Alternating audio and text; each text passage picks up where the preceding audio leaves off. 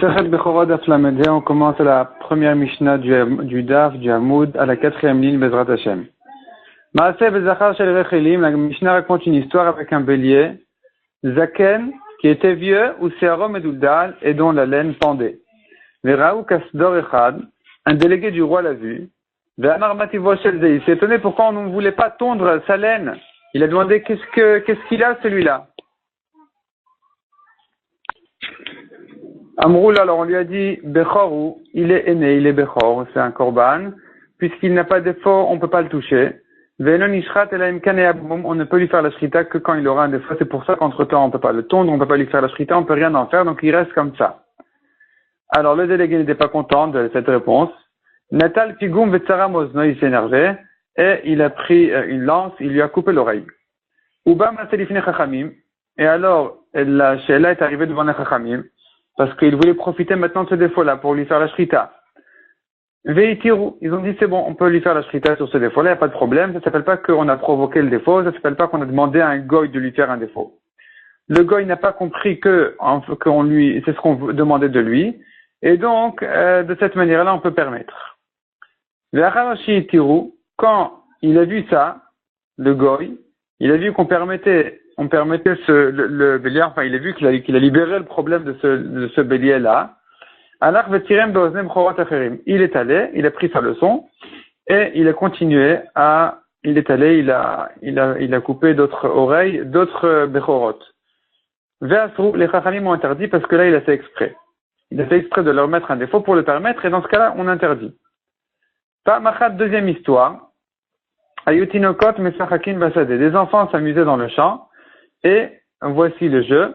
Vekashru znavet laim zebazé. Et le jeu était d'attacher les queues de moutons, une dans l'autre. Venifseka znavoshel echad mehem. Et puis malheureusement, il y a une queue qui s'est détachée. Vehareu bechor. Et justement, il était bechor, donc c'est bien tombé. Uba maselifne chachamim veitiru. Les chachamim ont permis, en disant, voilà, il y a un défaut qui a été mis, sans faire exprès, et donc c'est permis. Ra'ou sheitiru. Alors les enfants, ils étaient fiers d'eux. Ils ont vu que, voilà, ils ont sauvé le problème. Ils sont allés attacher d'autres queues, d'autres bechorot, afin de les permettre de cette manière-là, quand il y aura une queue qui va se détacher. Qui va se détacher non pas du nœud, qui va se détacher de la bête, du mouton. Elle s'est arrachée la queue. Et donc, en voyant ça, ils ont voulu refaire le même système, et en voyant ça, ils ont fait exprès. Ve'asru, et là les chachamim ont interdit.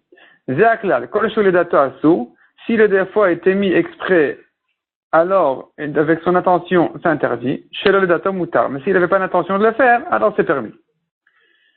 Demande à Gemara pourquoi est-ce qu'on a besoin de deux histoires. C'est très intéressant, mais pourquoi une histoire ne nous suffit pas? On pourrait apprendre l'une de l'autre.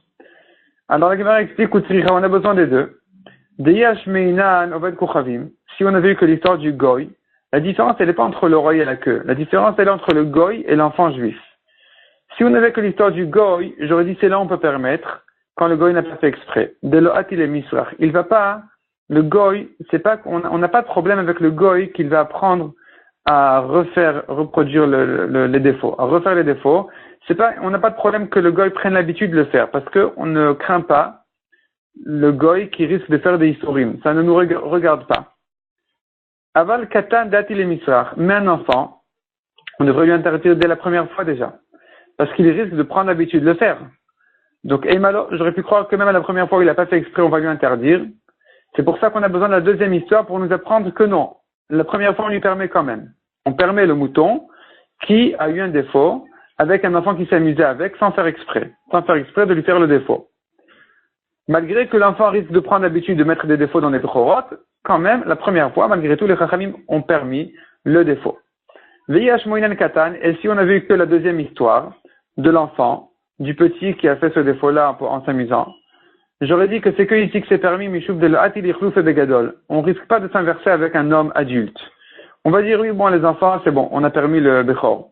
Aval oved kochavim, mais dans l'histoire du goy, d'ati lichlouf et begadol, où là on risque de confondre, de croire que si les chachamim ont permis un défaut qui a été mis par un goy, il serait peut-être permis même par un juif adulte.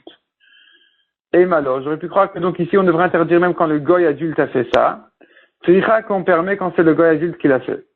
Donc si c'est le goy qui l'a fait ou un enfant qui l'a fait, on permet. Mais un adulte qui est censé savoir que c'est interdit, que ça s'appelle faire un défaut dans le Bechor, là on interdit, même dès la première fois où le défaut a été mis. Amarav Chizda Amarav Katina. Loshanu la de Amarle. Quand est-ce que on a permis, à la première fois où le goy a mis le défaut, c'est que, s'ils lui ont dit que ce Bechor-là ne sera permis, Elaimken, je continue au début de la ligne, Elaimken haya bomum, que si il avait un défaut. Donc quand ils ont dit au goy, il ne sera permis, on ne peut pas lui faire la shrita, parce qu'on ne peut faire la shrita d'un Bechor que s'il avait un défaut, c'est là où le goy n'a pas sous-entendu une demande, un ordre de mettre un défaut. Avalim amrula imna asa bomum, tandis que s'ils lui ont dit, même s'il lui avait dit, on ne peut pas lui faire la shrita, sauf si on lui a mis un défaut, pas s'il avait un défaut. C'est pas que seulement dans le cas où il a eu un défaut, qu'il est permis. Mais même dans le cas où on lui a mis un défaut, il serait permis. Alors s'il avait dit de cette manière-là, qu'on ne peut lui faire la shrita, on ne pouvait lui faire la shrita que si on lui avait mis un défaut, alors le goy sous-entend de là qu'en fait on lui demande de mettre un défaut. Keman de amarle zil avid be dami. C'est comme s'il avait dit clairement, va mettre un défaut dans ce bechor. Et donc dans ce cas-là, c'est interdit parce que le goy fait ça pour le bien du juif. Et donc, on ne peut pas en profiter de ce défaut-là. Tandis que si on lui avait dit s'il avait un défaut, le goy peut croire que c'est que si c'est un défaut de naissance ou qui est tombé de lui-même, mais pas un défaut qui a été mis par un homme. Et donc là, il n'a pas sous-entendu qu'on lui demande de mettre un défaut, c'est que dans ce cas-là, on pourrait le permettre. Amarava. Rava n'est pas d'accord avec cette différence-là, avec cette sevara de Rav Chizda ou Rav Katina, et il dit, Mirdem imeilaou, puisque le défaut a été mis de lui-même par le goy, Maliaya, Malina, quelle est la différence entre si on lui avait dit, s'il avait un défaut, il aurait été permis, ou si on lui avait mis un défaut, il aurait été permis, il n'y a pas de différence. Et la Naasa, Nami, Mimeilahu. Même si on lui avait dit que le Bechor n'aurait été permis que si on lui avait mis un défaut, ça s'appelle aussi que le défaut est tombé de lui-même. Velosh n'a pas de différence. Dans tous les cas, on peut permettre quand le goy a mis de lui-même le défaut. Zaklal. La Gemara continue et nous dit voici la règle. Kol shehu les dates assour. Si le défaut a été mis exprès, c'est interdit d'en profiter. Donc on ne peut pas faire la shrita pour ce défaut-là. L'Itu yemai, que vient ajouter ce klal, cette généralité, l'Itu et gramma. Si non seulement si on a mis un défaut exprès, mais même si on n'a que provoqué le défaut exprès, c'est aussi interdit de faire la shrita pour ce défaut. Comme par exemple dans l'histoire on a vu en haut, qu'il a mis la figue sur l'oreille du Bechor, ou de la pâte sur l'oreille du Bechor pour que le chien vienne manger la figue, et en même temps, ce sera une figue bessarite, parce qu'il y aura l'oreille en même temps. En même temps, il va mordre l'oreille du Bechor, et dans ce cas-là, l'intention de la personne, c'est que il va permettre le Bechor, et dans ce cas-là, on interdit. Chez l'Oledat, et si il n'a pas fait exprès, qu'est-ce que ça vient ajouter? Pourquoi la Mishnah nous dit là, voici la règle, voici la généralité, qu'est-ce que ça vient nous ajouter? Que dans tout cas où il n'a pas fait exprès de mettre le défaut, c'est permis. Les touyet, ça vient nous ajouter Messiach Lefitumo. Messiach Lefitumo, c'est-à-dire, si le goy, même si le goy n'avait pas demandé qu'est-ce qui se passe avec ce bélier, mais que les enfants d'eux-mêmes seraient venus raconter au goy, il lui aurait dit, ah, monsieur, vous voyez cette laine, ce bélier vieux avec de la laine et tout, vous savez pourquoi c'est comme ça? Parce qu'il n'a pas de défaut. S'il avait un défaut, on n'aurait eu aucun problème de lui faire la shrita. Mais là, comme c'est sincère, ils le disent ça comme des enfants, sincèrement, ils n'ont aucune intention de lui demander ou de lui faire comprendre, et que lui, de lui-même, il est venu, il a mis un défaut. Dans ce cas-là aussi, puisqu'on n'a pas fait exprès, c'est aussi permis de profiter de ce défaut-là pour lui faire la shrita. Mishnah suivante. Aya Bechor Rodfo. Il y avait un Bechor qui le poursuivait. Donc quelqu'un, disons un taureau, il lui courait derrière, un taureau Bechor, parce qu'il n'avait pas de défaut jusque-là. Donc il est devenu un taureau déjà. Et puis, il lui courait derrière. Be'ato ve'asabomum. Et la personne qui fuyait, qui se sauvait, lui a donné un coup de pied et il lui a fait un défaut. Arrête de shortin alav. On peut faire la shrita pour ce défaut-là parce qu'il n'avait pas l'intention de lui mettre un défaut, simplement de se sauver du taureau qui lui courait derrière. C'est que la Mishnah ne permet que dans le cas où au moment où il lui court derrière, c'est là où il a donné le coup de pied. Avant l'achar edifa, mais si le taureau, le bélier, il était tranquille, et hier simplement il avait fait peur à quelqu'un, il avait couru derrière, et maintenant cet homme-là, il vient se venger, il lui donne un coup de pied, dans ce cas-là, c'est interdit. Le défaut qui viendra avec ce coup de pied-là, il sera interdit, on ne pourra pas lui faire la shrita pour ce défaut. Demande à Gemara, Pshita. Donc l'achar edifa lo, c'est interdit. Pshita, c'est évident que c'est interdit dans ce cas-là, parce qu'il a fait exprès. C'est pas qu'il est en train de se sauver du Bechor, c'est que vraiment il vient lui mettre un défaut. Maoud Tema répond la Gemara, j'aurais pu croire Tsare ou Demad, car en voyant le taureau, il s'est rappelé de sa peine, et donc pour se venger, il s'est énervé sur lui, il a donné un coup de pied, pour une fois qu'il pouvait le faire tranquillement. Et donc c'est pas qu'il avait l'intention de lui mettre un défaut. J'aurais pu croire qu'on pourrait le permettre. Kamash Malan, que non, on craint que quand même le défaut a été mis exprès, et donc on interdit le Bechor malgré ce défaut. Ce défaut-là ne pourra pas permettre le Bechor. Ika de Amra Marafata. Deuxième version qui dit Lo tema bishat redifa'in aval shelo bishat redifa'lo. Ne fait pas la différence entre s'il est en train de le poursuivre, s'il est en train de lui courir derrière, ou sinon. Il n'y a pas de différence entre l'un et l'autre. Et la filu lachar redifa nami, même si le taureau s'est reposé déjà, il s'est arrêté de lui courir derrière, et là, l'homme s'est retourné, il a donné un coup de pied. Dans ce cas-là aussi, c'est permis. Maïtama, tsaro de madkar. C'est parce qu'il vient se venger, l'homme se rappelle de sa peine, et c'est pour ça qu'il lui donne un bon coup de pied, sans intention de lui faire un défaut. Et donc, on peut le permettre pour ce défaut-là. Amaravuda, mutar la tiyume bechor, kodem shetel avira olam. On a le droit de faire un défaut dans le bechor avant qu'il naisse. Sa kedusha ne vient qu'à la naissance. Avant qu'il naisse, sa kedusha il n'a pas encore de kedusha, et donc on a le droit de lui faire un défaut. De même qu'on a le droit de faire un défaut dans n'importe quelle bête qui n'est pas kadosh. Amarava, Gadia be'udne, le chevreau, le petit du bouc, dès qu'il commence à sortir sa tête, on voit tout de suite son oreille, et là, c'est pas encore considéré une naissance parce que sa tête n'est pas encore sortie entièrement, ni même le robe de la tête, et c'est l'occasion justement d'en profiter pour lui faire un défaut dans l'oreille immédiatement, de manière à ce qu'il naisse avec son défaut et qu'il n'ait pas de kdusha. Imra besifvute, tandis que l'agneau, le petit du mouton, lui, l'oreille, elle sort après. Ce qui sort au début, c'est les lèvres. Au début, d'abord, c'est les lèvres. Et donc, dès qu'on voit les lèvres sortir, la bouche sortir, c'est l'occasion de lui faire un défaut dans ses lèvres.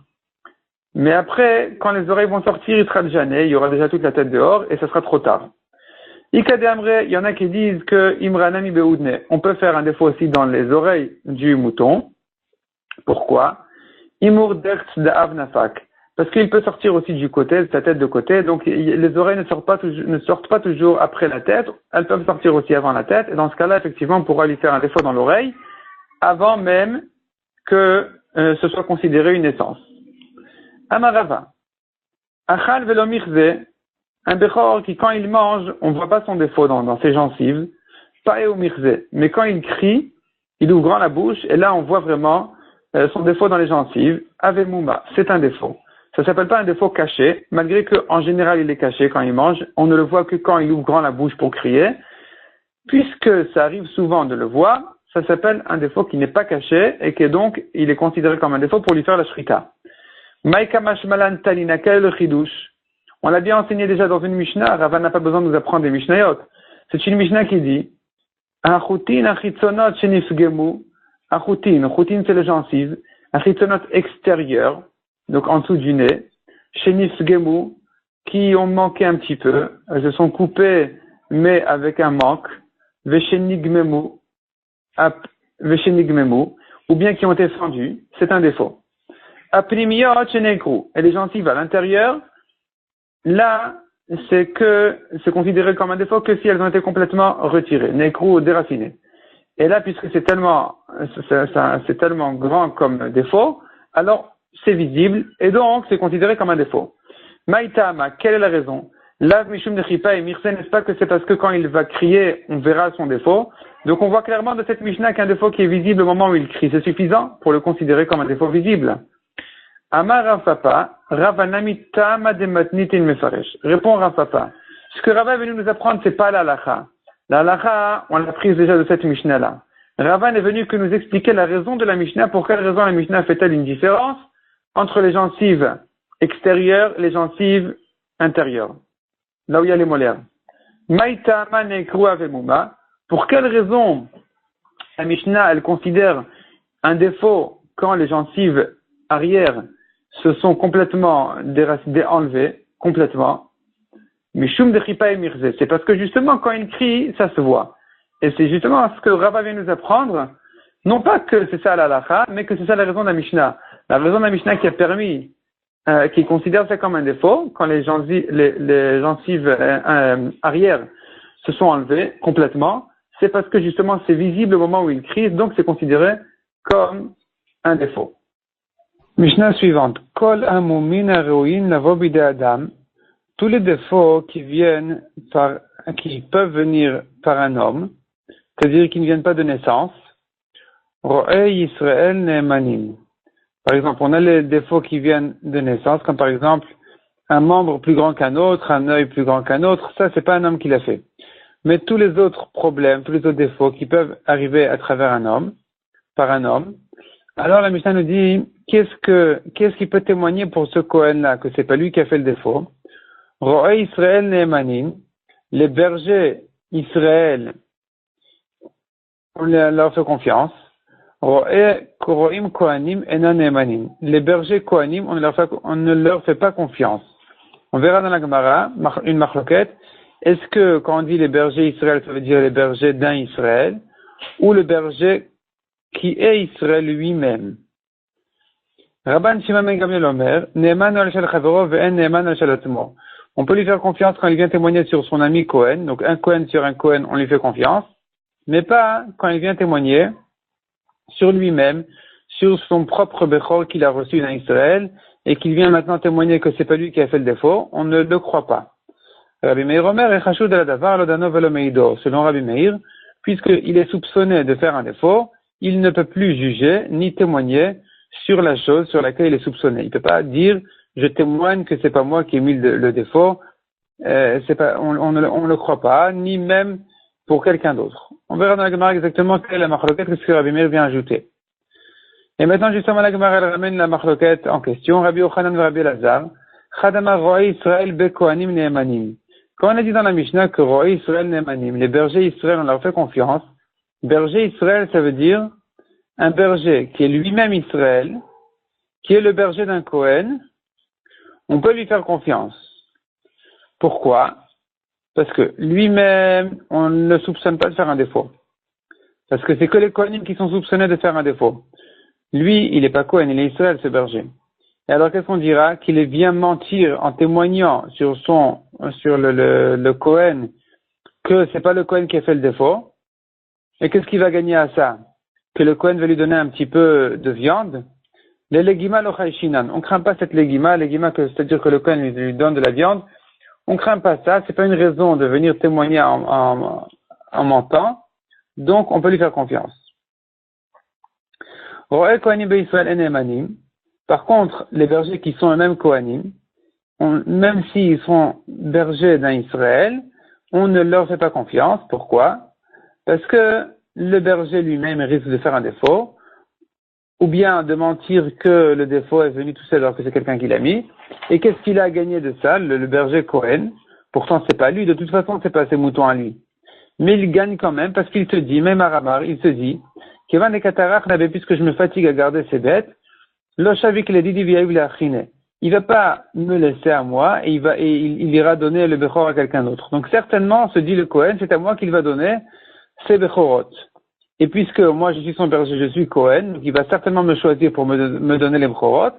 Et donc, il a un intérêt de mettre un défaut dans le Bechor qui ne lui appartient même pas, parce que lui n'est que le berger, mais puisqu'il évalue que ça viendra chez lui, c'est lui qui va le recevoir, donc on le soupçonne de mettre un défaut, on ne le croit pas. Ve'uadin Cohen et Cohen, de même, un Cohen ne peut pas témoigner pour un autre Cohen, donc de même que le berger Cohen ne peut pas témoigner pour un Israël, parce qu'il se dit c'est moi qui vais recevoir le Bechor, de même un Cohen ne peut pas témoigner en général pour un autre Cohen non plus, parce qu'ici aussi, Bechaïshinan les Gomlin, on craint les Gomlin, c'est-à-dire ils se font ils se font un accord en fait en silence. Ça veut dire, moi, je témoigne que c'est pas toi qui as mis le défaut, alors que je t'ai vu le mettre. Et le jour où moi, je mettrai un défaut dans le Bechor que je vais recevoir, moi, le Kohen, eh bien, toi, tu viendras me rendre en témoignant que c'est pas moi qui l'ai mis. Ça s'appelle Gomlin. Et donc, c'est pour ça qu'on craint ça. Donc, un Kohen ne peut même pas témoigner pour un autre Kohen, parce que il risque de mentir pour que l'autre Kohen lui rende aussi un témoignage, comme quoi c'est pas lui qui aurait mis le défaut dans son propre Bechor. Ça, c'est ce que dit Tanakama. Rabban Shimon ben Gamliel Omer, Ve'ata Rabban Shimon ben Gamliel Emema, pardon. Rabban Shimon, lui, il est venu être relève sur Tanakama en partie en disant, Neman al shel chavero, ve'enon neman al shel atzmo. Il peut témoigner pour son ami Cohen, mais pas pour lui-même. Pas pour lui-même, ni même pour, c'est-à-dire le Cohen qui a reçu un Bechor ne peut pas témoigner que ce Bechor-là, qui a un défaut, c'est pas lui qui l'a mis. Rabbi Meir Rabbi Meir qui est le troisième avis de la Mishnah, lui il vient dire, Echashud ala davar, celui qui est soupçonné de faire un défaut, ou de faire n'importe quelle chose, l'odano velo meido, il ne peut pas juger ni témoigner sur cette chose-là. Ça, c'est une manière d'expliquer la Mishnah. Donc, c'est-à-dire que quand on a dit Roe Kohanim enan Nemanim, un berger Kohen n'est pas Neman, il s'agit d'un berger qui est lui-même Kohen, et pas le berger d'un Kohen. Deuxième explication, Vechadamar, et le deuxième dit, entre Rabbi Yochanan et Rabbi Elazar, la Gemara ne nous dit pas qui dit quoi. Ce qu'on sait, c'est que Rabbi Yochanan et Rabbi Elazar sont en marloquette, et qu'il y a une deuxième explication donc dans la Mishnah, c'est de dire comme ça, Roe Israël vehen Kohanim Neemanim. Un berger Israël, il est Neeman. Il est Neeman, même s'il est Kohen. Pourquoi? Parce qu'il est le berger d'un Israël. C'est-à-dire, le propriétaire des bêtes, il est Israël. Le berger, il est Kohen. Il vient témoigner maintenant que ce défaut-là est tombé tout seul et que c'est pas que quelqu'un qui l'a mis. Il est Neeman, on lui fait confiance. Pourquoi? Neymar Amar, parce que ce Kohen berger se dit, moi, le berger, je suis un Maaret. Parce que Rashi nous dit, le rov des bergers, ils étaient des Maaret, ils n'étaient pas des Talmidei Chachamim. Et il se dit, certainement, le propriétaire ici du Bechor, il va préférer le donner à un Talmid Chacham plutôt que de me le donner à moi, le berger. Donc, de toute façon, je vais rien profiter. Il n'y a rien qui va arriver chez moi. Et j'ai aucun intérêt de mentir, donc on lui fait confiance que quand il vient témoigner que ce Bechor-là, son défaut est tombé tout seul, eh bien c'est comme ça la vérité. Roe Kohanim, donc on a tourné la page, on a la Médéa Moudbet à la deuxième ligne. Roe Kohanim ben Israël enan Neemanin. On a vu encore dans la Mishnah que un berger Kohen, on ne lui fait pas confiance. Qu'est-ce que ça veut dire? Pas un berger qui est lui-même Kohen, mais le berger d'un Kohen, on ne lui fait pas confiance. Même si lui-même il est Israël. Donc lui il est un berger, n'importe quel berger du Kohen, il ne peut pas témoigner sur les Bechorot de son patron, du Kohen. Pourquoi? Pourtant il est Israël, qu'est-ce qu'il va gagner de mentir? Bechayshinan elegima. On craint que le Kohen le berger te dit, le Kohen, si je vais lui permettre son Bechor, il va certainement me donner un bon morceau de viande. Et donc, j'ai intérêt à témoigner que c'est Bechor est kasher et que le défaut est tombé tout seul. Donc, on ne lui fait pas confiance. Bechol sheken Kohen et Kohen, dès lors. Et Kavachomer, qu'on ne fait pas confiance à un Kohen de témoigner sur un autre Kohen. Pourquoi? Comme on l'a dit en haut, de Chayshinan le Gomlin, ve Chayshinan le Gima. Parce qu'on craint, non seulement, on craint les Gomlin, c'est-à-dire que le berger, si le berger il est Kohen et le patron il est aussi Kohen, alors, il a intérêt, le berger, de témoigner pour le patron, de manière à ce que le patron, en échange, il viendra témoigner lorsque son berger va recevoir lui-même un Bechor.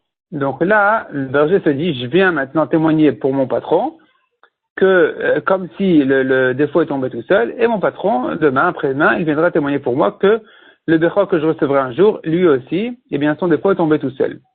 Donc c'est pour ça qu'on ne peut pas lui faire confiance. Deuxièmement, Vechayshinan elegima, qu'on craint qu'il est berger en tant que berger déjà, même s'il n'était pas Kohen, déjà il avait intérêt à mentir, il avait un intérêt de mentir, parce qu'il se dit, si je vais mentir à mon patron, il va certainement me servir un peu de la viande de ce Bechor.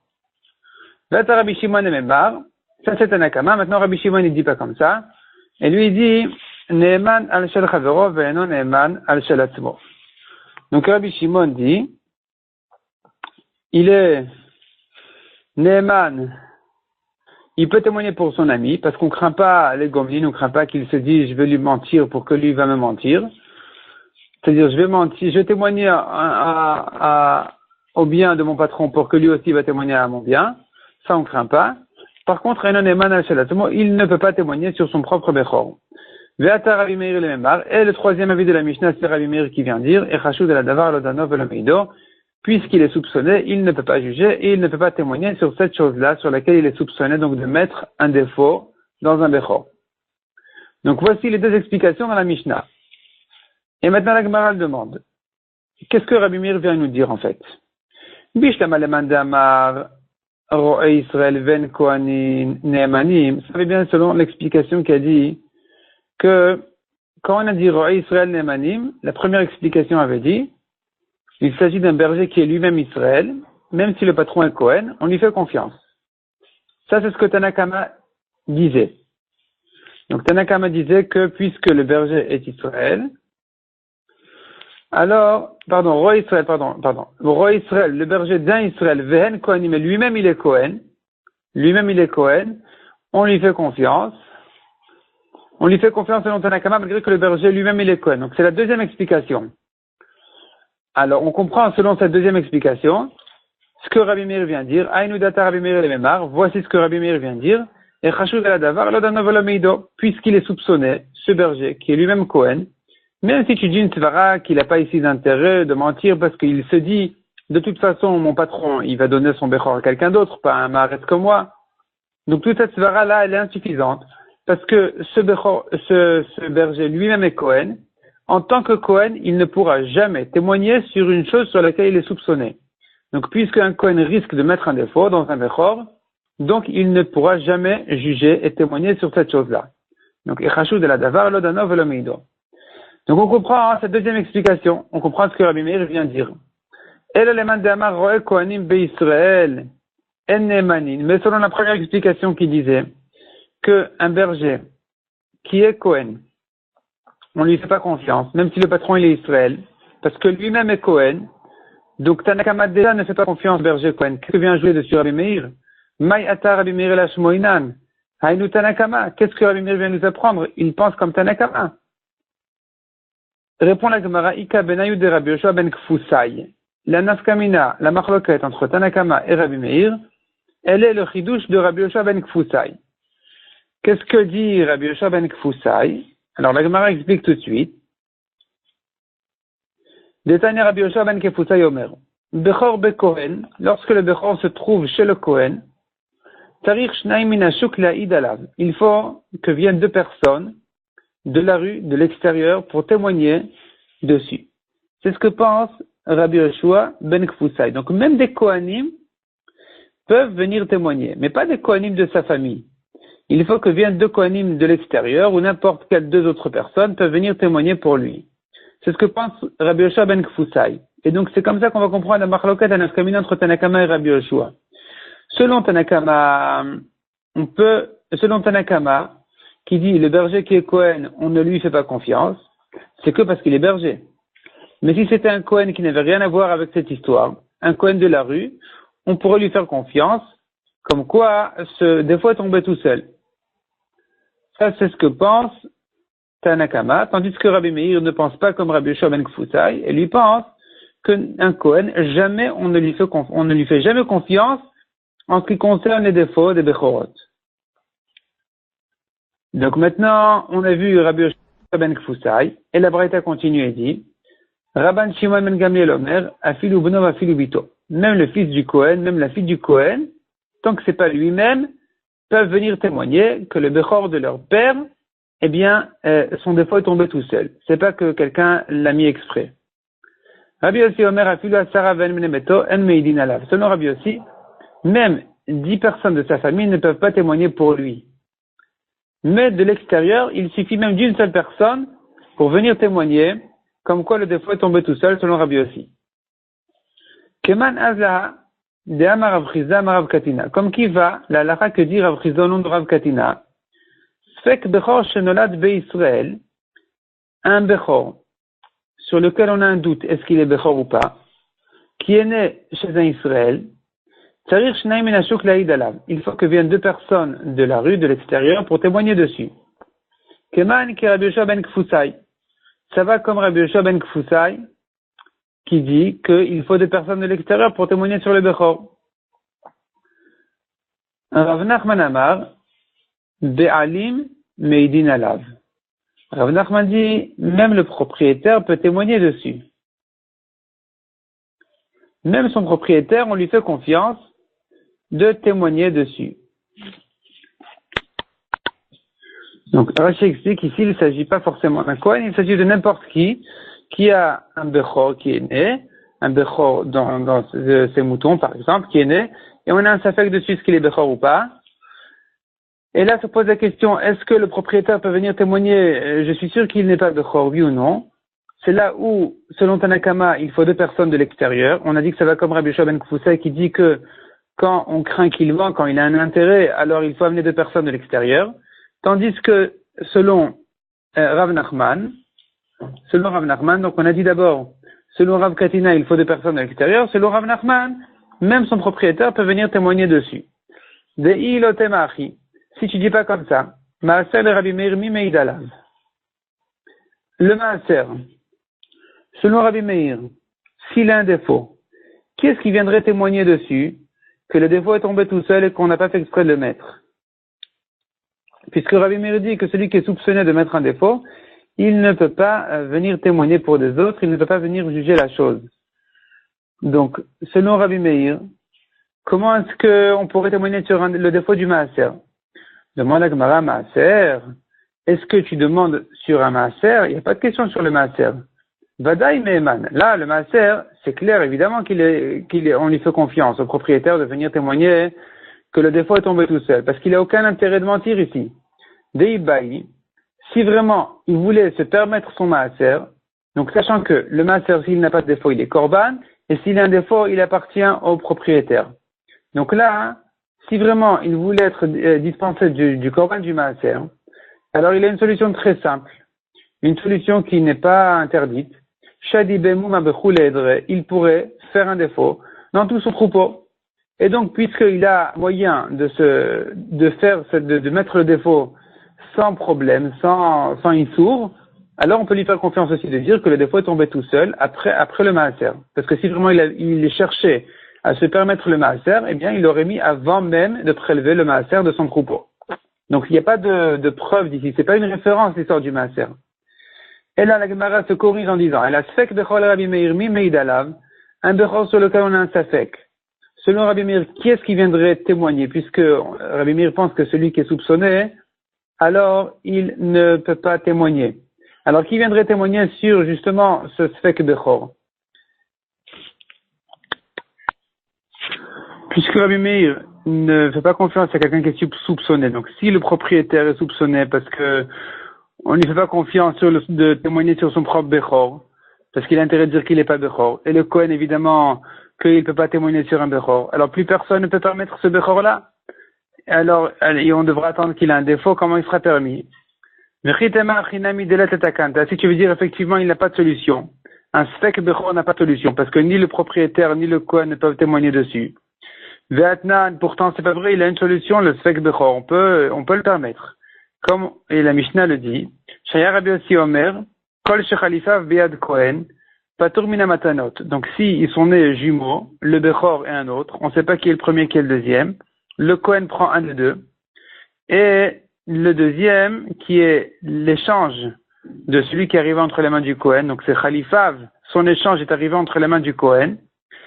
Ce deuxième-là, qui est resté chez le propriétaire, chez les Baalim, chez le Israël, il est patour des matanot, c'est-à-dire ce Israël en question, quand il vient faire la shrita de ce jumeau-là, de ce sfek bechor, eh bien, il n'a pas besoin de donner au Kohen les parts du Kohen qu'il mérite de la bête après sa shrita. Donc ça, c'est ce que Rabbi aussi dit, parce que il y avait un mandamar qui disait qu'il doit de toute façon donner les matanot, il doit donner au Kohen sa part. parce que le Kohen lui dit, écoute, soit c'est un Bechor, il est tout entier à moi, soit c'est pas un Bechor, alors au moins je mérite les matanot. Mais Rabbi aussi, il dit pas comme ça, il dit que quand le Kohen a pris son échange, alors le deuxième, il est pas tour des matanot, il n'a pas besoin de donner du tout au Kohen les matanot. C'est ce que Rabbi aussi a dit. Donc, qu'est-ce qu'on voit ici, en tout cas? Que on peut permettre ce Sfek Bechor-là. Or, selon Rabbi Meir, qui dit que quelqu'un qui est soupçonné ne peut pas témoigner, alors qui c'est qui va témoigner ici? Ni le Israël, ni le Kohen. Ve Rabbi Meir Mechayev. Et Rabbi Meir lui-même dit là-bas qu'il est Chayav des matanot. Donc, ce même Rabbi Meir qui dit qu'il est Chayav des matanot, pense qu'il a une solution, parce que Rabbi Meir, il permet de faire la shrita, il permet au Israël, donc de faire la shrita de ce Sfek Bechor-là. Simplement, Rabbi Meir dit qu'il faut donner les matanot. Or, Rabbi Meir pense que personne ne peut témoigner ici parce que tout le monde est soupçonné. Et là, Shema Mina Be'ali Meidin Alav. Donc, on voit ici que le propriétaire peut lui témoigner. Répond la Gemara, Kohanim ou Dershide Amoumé. Celui qui est soupçonné de faire un défaut, c'est que le Kohen. Israël Dershide Amoumé. Tandis que l'Israël n'est pas soupçonné de mettre un défaut. Donc, même s'il a quelque part un intérêt de mettre un défaut, dans son Sfek Bechor pour le permettre, parce que il devrait craindre que c'est un Bechor. Donc même si on en a donné un au Kohen et le deuxième est resté chez les Israël, donc il y en a qui disent que c'est le meilleur qu'il faut donner au Kohen, il y en a qui disent qu'au contraire, le meilleur il est gardé chez les Israël, mais en tout cas, quoi qu'il en soit, le Israël garde un des deux, il attend qu'il ait un défaut, et il vient témoigner, le défaut est tombé tout seul, et on lui fait confiance même selon Rabbi Meir. Pourquoi? Pourtant on a dit que Rabbi Meir pense que celui qui est soupçonné ne peut pas témoigner. Ici, répond la Gemara, le Israël n'est pas soupçonné du tout. Les Kohanim ont l'habitude de mettre des défauts, c'est ça puisqu'ils vivent de ça, ils ont l'habitude de recevoir des prorotes, et donc c'est un Yitzhara qu'ils ont tout le temps. Donc, ils se sont un peu laissés aller à des fois mettre un défaut dans les prorotes. Donc c'est eux qui sont soupçonnés, mais le Israël, quand est-ce que ça arrive déjà qu'il a des jumeaux, bechorot, etc., toute cette histoire-là, c'est une histoire très rare, et donc ils n'ont pas l'habitude de mettre des défauts dans les prorotes, on le soupçonne pas. S'il témoigne que le défaut est tombé tout seul, on lui fait confiance. Itmar Rav Nachman Almar Alachak Rabban Shimon ben Gamliel. Donc Rav Nachman dit Alachak comme Rabban Shimon qui a dit que tout le monde peut témoigner pour lui sauf lui-même, même son fils, même sa fille. Rav Amar Alachak Rabbi aussi qui a dit qu'il faut quelqu'un de l'extérieur, pas quelqu'un de sa famille. Au Miyama Rava, est-ce que Rava interdit quelqu'un de sa famille? Vama Rava. Si le propriétaire, le Kohen, donc, se tient avec nous à l'extérieur, et le Bechor est rentré, dans la maison, il est rentré entier, il est sorti cassé, il est sorti blessé, avec un défaut, ceux qui sont à l'intérieur de la maison, ils peuvent venir témoigner comme quoi le défaut est tombé tout seul. Il a fait tomber un vase, le vase est tombé sur lui, mais tout s'est fait tout seul. Et puisque tout s'est fait tout seul, alors il est permis. Or ici, qui c'est qui est dans la maison? C'est la famille du Kohen. Et on leur fait confiance.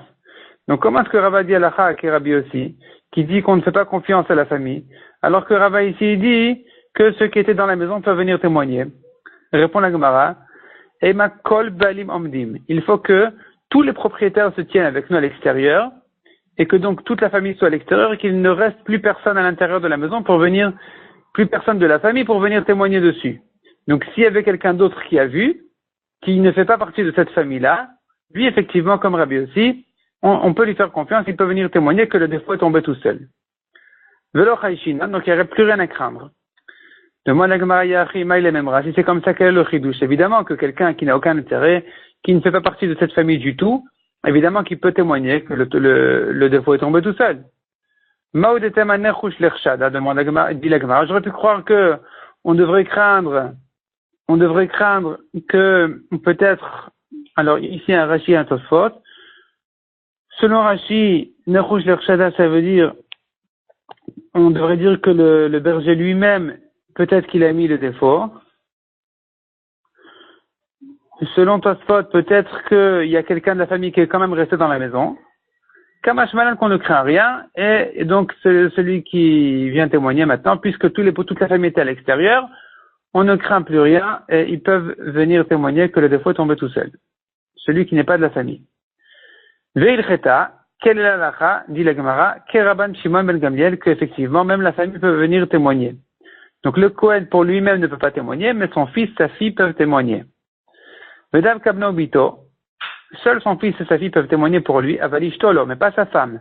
Maïtama Ishtok Gufo Dami, parce que sa femme elle est comme lui-même, et donc elle ne peut pas témoigner pour son mari. Amar le Rafapala Abaye. Le Rabbi Meir de Amar, question générale selon Rabbi Meir qui pense. Et Chashud Adavar Lodano Velo Meido. Celui qui est soupçonné sur la chose ne peut pas la juger, ne peut pas témoigner. Mais Amar Rabbi Meir, et Chashud Adavar Echad, Chashud Lechol Torah.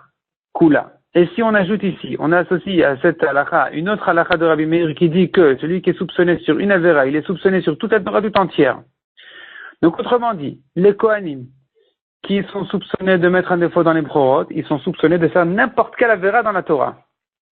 Si c'est comme ça, ils ne peuvent plus juger du tout, ni témoigner sur rien du tout. Donc Kohanim hachinami de l'odain et dina, est-ce que tu veux dire que les Kohanim ne peuvent plus juger du tout? Ve'active. Pourtant, la Torah, elle dit, sur les Kohanim, à propos des Kohanim, Ve'al pihem iye kol riv vechol naga. Sur leur bouche sera tranchée toute dispute et toute plaie de lèpre. Donc, les rabbanim, ceux qui enseignent la Torah, essentiellement, c'est les Kohanim. Donc, selon Rabbi Meir, comment on arrange ces choses-là? D'une part, la Torah dit c'est les Kohanim qui sont les dayanim, ceux qui jugent, ceux qui enseignent. Et d'autre part, Rabbi Meir dit, mais les Kohanim sont soupçonnés de mettre un défaut. Et Rabbi Meir, par ailleurs, dit, celui qui est soupçonné de faire une avéra, comme celle-là, par exemple, ou n'importe quel autre aussi, il est soupçonné sur toute la Torah. Donc, autrement dit, ils ne peuvent plus rien juger, parce qu'il va juger un homme s'il est un voleur ou pas un voleur, alors que le Kohen lui-même, on craint qu'il est un voleur, de même qu'il peut mettre un défaut dans le Bechor. Donc, comment ça s'arrange tout ça? Répond la Gemara, au début du Daf Lamed Vav, et Mardama Rabbi Meir l'Echshacha. C'est vrai que Rabbi Meir a dit qu'on doit craindre que le Kohen met un défaut.